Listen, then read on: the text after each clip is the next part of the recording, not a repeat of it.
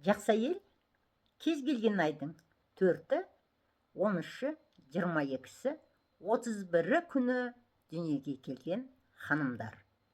Бұл төрттік деп аталатын ханымдар күшті ерік жігерге, адалдыққа және тәуелсіздікке ие. Бұл оны қамқор және адал жар болуына септігін тигізеді. Ол отбасын асырай отырып және жақындарын қорғай отырып мақсат қоюды және оған қол жеткізуді біледі. Оның табандылығы мен өзіне деген сенімділігі оны күйеуінің сенімді тірек етеді. Ал серіктесімен бірге қиындықтар мен кедергілерді еңсеруге дайын. Олардың қарым-қатынасын берік және тұрақты етеді.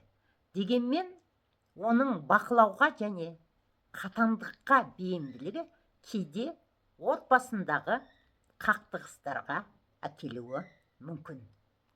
Бұл қарым-қатынас тепе-теңдікпен ымыраға келуді талап етеді.